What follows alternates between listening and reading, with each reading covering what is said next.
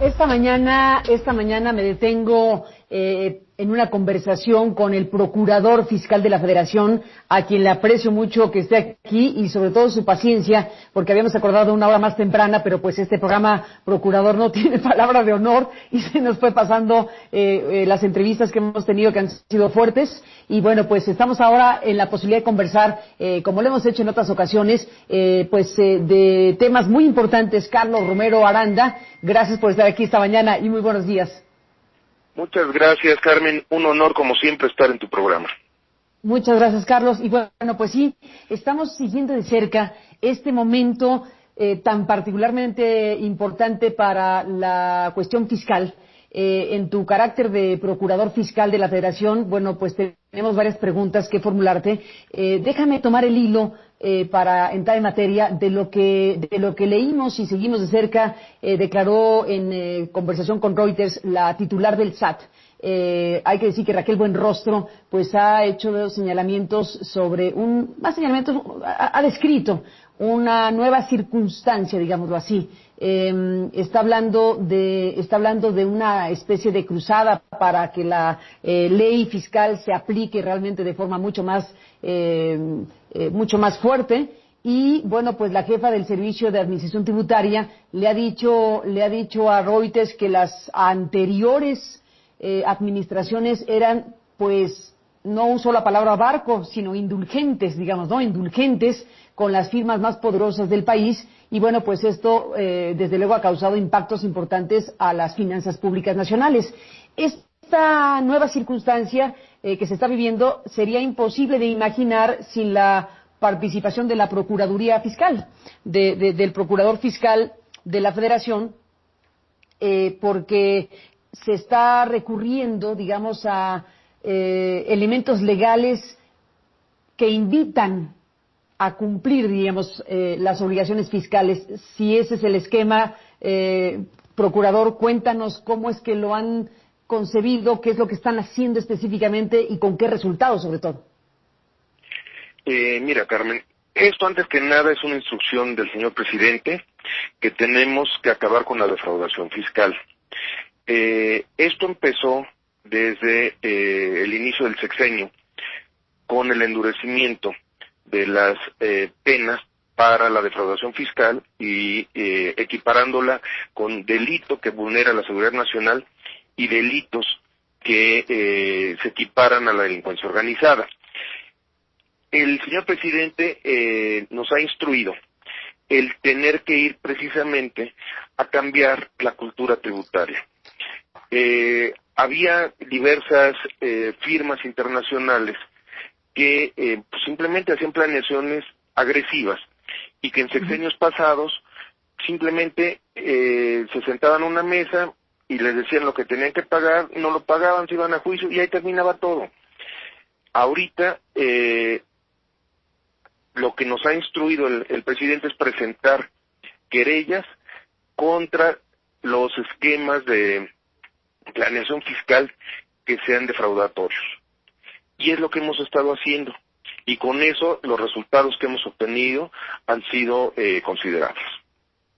Bastante considerables, procurador, porque a ver, solo nos detenemos en los casos conocidos que son Walmart y FEMSA, donde se ha notificado públicamente que se ha logrado, lo platicamos en su momento, lo explicaste aquí, procurador, con mucha amplitud en su momento, se han logrado acuerdos reparatorios.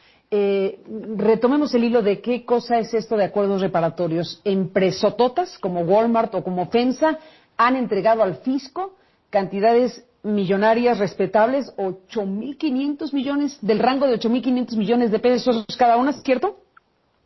Yo no puedo hablar de casos en concreto, porque eso me lo impiden las disposiciones legales vigentes, pero sí te puedo hablar de lo que son los... ¿Aunque esté publicado, procurador? Aunque esté publicado, porque yo tengo que cumplir con el secreto fiscal y el principio de sigilo. Bueno, tú no puedes, pero la ley te lo impide, pero a mí no, y entonces nosotros sabemos que es Walmart y FEMSA, por lo pronto, los dos casos más notables en este momento. Ayer la titular del SAT habló de 4 o 5 casos penales pendientes, entonces quitémosle nombres y apellidos porque la ley te lo impide, pero entonces cuéntanos en qué punto estamos. Mira, los acuerdos reparatorios son aquellos que se celebran entre la víctima ofendida, que en este caso somos nosotros como Hacienda, y el imputado, que en este caso es el contribuyente al cual denunciamos. Y que una vez que sean aprobados por el Ministerio Público, tienen como efecto la extinción de la acción penal. Esto es, cuando a nosotros nos notifica el SAT que hay un delito, nosotros lo analizamos y si consideramos que hay delito, presentamos la querella. Una vez presentada la querella, se han acercado los contribuyentes con el SAT y han dicho, ¿sabes qué? Yo no quiero tener más problemas, yo vengo a pagarte. Pero la diferencia es que cuando se presenta la querella, ya no es nada más pagarme lo que te estoy señalando en la querella. Me tienes que pagar todos los adeudos fiscales. Y por eso, los montos que nos hemos querellado son unos, pero al final de cuentas los contribuyentes han pagado una cantidad muy superior porque son todos los adeudos fiscales. El acuerdo reparatorio lo que da es la extinción de la acción penal, pero también tiene una característica. El acuerdo reparatorio es uno en la vida. Esto es, si en otro delito o en otro ejercicio vuelven a cometer defraudación fiscal, así sea por 1 millón de pesos, no pueden tener el beneficio de la extinción de la acción penal y se tendrán que ir hasta sentencia, teniendo que reparar el daño y teniendo que tener prisión en su momento. Procurador, bueno, acabas de decir varias cosas importantísimas. La causa inicial, que puede ser de 1,000, por hablar una cifra X, la causa identificada por las autoridades fiscales puede ser de 1,000, pero al entrar el proceso de investigación y de denuncia penal, por las razones que acabas de explicar, una vez que ese proceso se echa a andar, cuando llega la empresa o los funcionarios de la empresa o los que están siendo demandados por el procurador fiscal, entonces ya no es solamente por esa cantidad inicial, sino entonces todos los adeudos habidos y por haber en cualquier año de la vida de esa empresa. Exactamente. Todos los adeudos que estén registrados ante el SAT y que el SAT haya observado incluso en auditorías. Entonces, por eso brincan las cantidades de esta manera y se llegan a estas cifras multimillonarias de estos gigantes empresariales. Buenrostro habla de entre 4 y 5 casos penales. ¿Incluye los que ya están resueltos o tienen entre 4 y 5 casos en este momento con querellas penales? Se están trabajando varios casos que pueden ser también considerados. Hay unos que ya estamos por firmar acuerdos reparatorios y hay otros que vienen en camino. Otro punto importante que estamos haciendo valer actualmente, y por eso también es algo novedoso que estamos implementando ahora en las querellas, es que antes se iba nada más contra el Consejo de Administración o quien tuviera la firma electrónica. Nosotros nos estamos yendo contra la persona moral. Es decir, si tú te vas contra el contribuyente, que en este caso es cualquiera de estas empresas, si al final de cuentas los llegan a condenar en una sentencia definitiva, el efecto es el aseguramiento de la empresa o en su caso la disolución y liquidación de la misma. Pues las consecuencias son mucho mayores. Y por otro lado, nos estamos yendo contra los abogados, contadores o asesores que hayan realizado esta planeación fiscal. Porque sí tenemos que abarcar no solo al contribuyente, sino al que hizo y planeó todo este tipo de operaciones fraudulentas.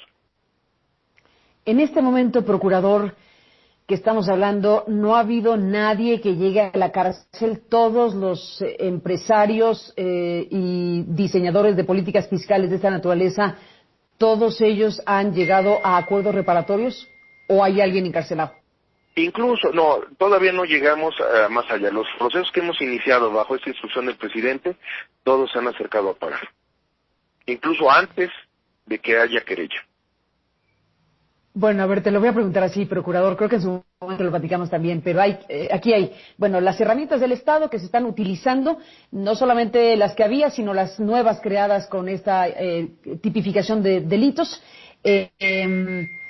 Hay quien dice esto es terrorismo fiscal. ¿A esa expresión qué dirías, procurador? Por supuesto que no. Lo que yo te puedo decir es que las riendas del fisco se habían totalmente soltado. Lo que estamos haciendo simplemente es retomar el control del fisco federal. Estamos haciendo lo que dice la ley.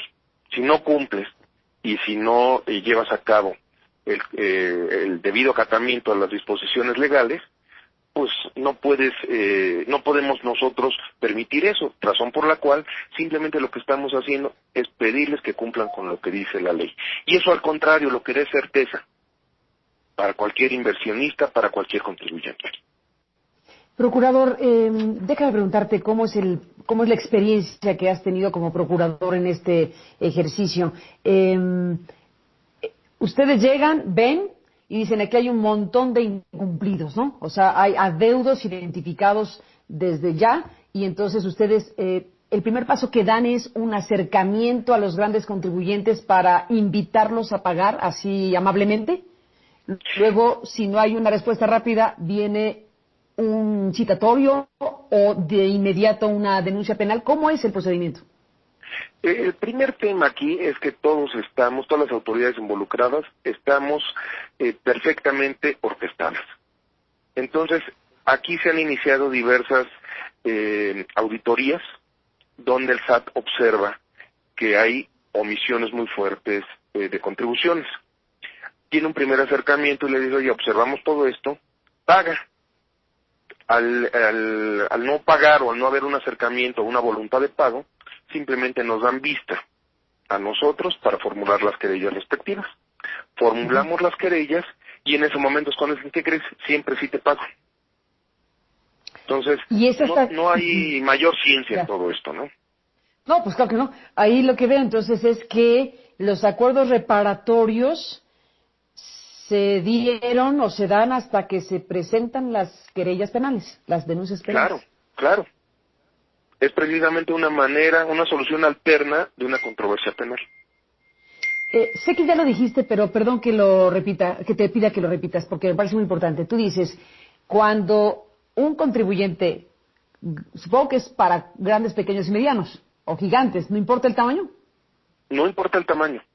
Ok, bueno, Vamos cuando un contribuyente... en todas las instancias, ya sea grandes contribuyentes o contribuyentes normales, es el mismo esquema que estamos manejando. Entonces, cuando un contribuyente del tamaño que sea, pero aquí le estamos poniendo el ojo a los grandotes, logra un acuerdo reparatorio, dijiste, ese acuerdo reparatorio es una vez en la vida, porque si después comete algún tipo de infracción o de falta de qué tipo, de qué ángulo, ya no podrá tener ningún otro acuerdo reparatorio a futuro. Exactamente. Si al final de cuentas vuelve a tener una omisión de contribuciones y nosotros nos vuelven a dar vista y presentamos una querella, ya no hay acuerdo reparatorio, nos seguimos hasta sentencia. Y lo grave de esto es que a partir de 2020, para los delitos fiscales por defraudación fiscal calificada en términos del 108 del Código Fiscal, hay prisión preventiva oficiosa.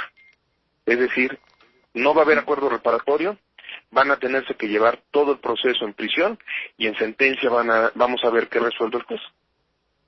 Pero nosotros cumplimos con un principio, que es que no presentamos querellas infundadas. Nosotros presentamos querellas cuando tenemos perfectamente acreditado el delito, por lo cual nuestros porcentajes de asuntos ganados son muy altos. Una pregunta que no sé si en condiciones legales me la puedas contestar, pero la formulo. El presidente López Obrador en algún momento, cuando sucedió algo con los empresarios, de las varias cosas que se han vivido en este sexenio, habló de una lista de 15 grandes contribuyentes que le envió, según se sabe, al presidente del Consejo Coordinador Empresarial para decirles paguen sus contribuciones, en pocas palabras. ¿Esos 15 grandes contribuyentes son de los mismos que estamos hablando ahora? Mira, lo que yo te puedo decir es que estas estrategias y esta manera de ver las cosas y este grupo encabezado por el señor presidente de la República lo venimos trabajando desde el año pasado. Entonces, digamos que estas son, o lo que mencionas, son algunas circunstancias políticas que se dieron. Este grupo es técnico y este grupo ha estado trabajando directamente a las órdenes del presidente de la República.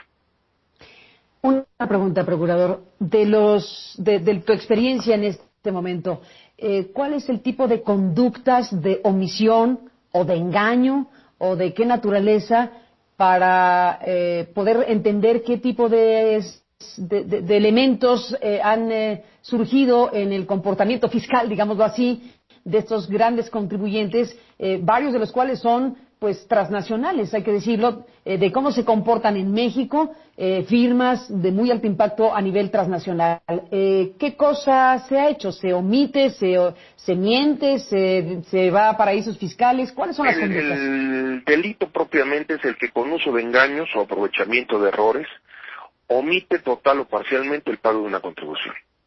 Y eso es lo que nos hemos encontrado. Un engaño en una venta, se simula el que se vendió a un precio muy menor a lo que se vendió.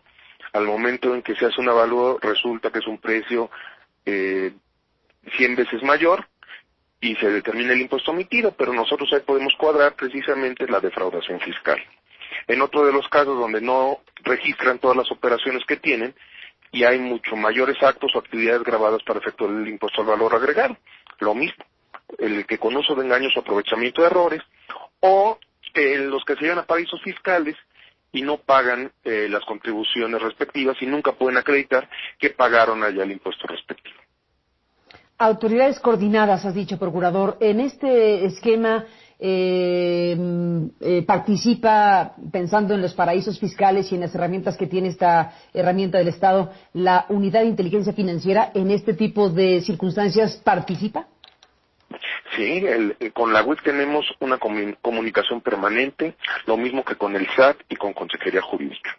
Entonces estamos caminando perfectamente orquestados, dirigidos por el presidente de la República, y nos ha dado muy buenos resultados. ¿Y cuánto dinero han recuperado para las arcas nacionales? De los números más fuertes que se han mencionado, llevamos cerca de 30,000 millones de pesos. Te recuerdo a lo mejor un caso que no fue muy sonado últimamente, pero el señor secretario y tu servidor lo dimos a conocer en diciembre del año pasado, donde una empresa se acercó, obtuvo un acuerdo reparatorio y pagó 2,000 millones de pesos. 7 empresas del ramo acerero. Entonces, sí, esto viene desde el año pasado y lo fuimos llevando y que ahorita al final de cuentas dio estos resultados, ¿no? Bueno, si nos atenemos a lo que dijo Raquel Buenrostro, como decíamos en las declaraciones de las que hablamos hace rato, ella dijo que, 4 o 5 casos penales en este momento y habló de sectores de la industria, sectores económicos, acerero, automotriz, minero, energía, incluso más temprano Enrique Galván Ochoa dijo, pues todos. En todos los que se refiere a grandes contribuyentes, porque al final de cuentas es donde se concentra el mayor número de omisiones de contribuciones. Es a lo que se refiere ella. Es a lo que se refiere. Bueno, pues entonces, digamos que todo... Sí. Tienen un denominador común, que son las firmas de abogados que proponen estos esquemas defraudatorios. Ah, o sea, cuéntanos tienen el eso, mismo apellido. ¿El mismo apellido de abogados? Pues podremos decirlo que sí. Entonces, o sea, ese ¿despachos de abogados exprofeso dedicados a esto? Claro. ¿La ley te impide decir quiénes? Sí. También, sí, yo no pero puedo digamos, decir quién, pero al final de cuentas son despachos de abogados que se especializan en estos esquemas de defraudación fiscal, llamados elegantemente planeaciones fiscales. Exactamente. Oye, y dijiste hace un momento, procurador, que la nueva ley permite no solamente ir contra las personas físicas, etcétera, sino contra las empresas y contra los que diseñan los esquemas de ingeniería fiscal, llamémoslo así. Claro, claro. El Código Fiscal nos los permite y el Código Nacional de Procedimientos Penales nos los permite. Bueno, pues procurador, este es un momento importante en esta materia, del cual seguiremos hablando si tú me lo permites. Te aprecio que nos hayas tomado la llamada esta mañana. Como siempre es un honor, Carmen. Muchas gracias por todo y muchas gracias por poderme permitir transmitir esto a tu auditorio. Al contrario, estaremos en contacto para seguir haciéndolo. Carlos Romero Aranda, gracias por estar aquí esta mañana. Muy buenos días. Gracias al procurador fiscal con este tema, pues sí, ahí está lo que está sucediendo en este momento con nuevas herramientas legales. Esto que se acaba de aprobar al final de cuentas, tipificar como delitos graves, incluso el tema de las facturas falsas, esto que ya está en el marco de la ley considerado como delitos que afectan la seguridad nacional, y eso eleva enormemente las posibilidades de castigo a quien comete este tipo de prácticas en el ámbito fiscal, que tiene impactos, según la ley aprobada, en cuestiones relacionadas incluso con la estabilidad, con la seguridad del Estado, por las implicaciones, particularmente el tema del facturaje falso y demás cuestiones que hemos aquí conversado ampliamente. Pues se está aplicando de esta forma un nuevo marco legal, y pues ahí está lo que planteó Raquel Buenrostro con Reuters, aquí está lo que nos ha dicho el procurador fiscal esta mañana, y ahí están los números, y cerca de 30,000 millones de pesos han sido recuperados o pagados, más que recuperados, pagados, que deberían haber estado en las arcas nacionales desde hace tiempo y que no lo estuvieron por prácticas de esta naturaleza. Ahora el Estado está pues recuperando estas importantes cantidades. Así que pues ahí está la explicación que hace el procurador fiscal esta mañana en este espacio.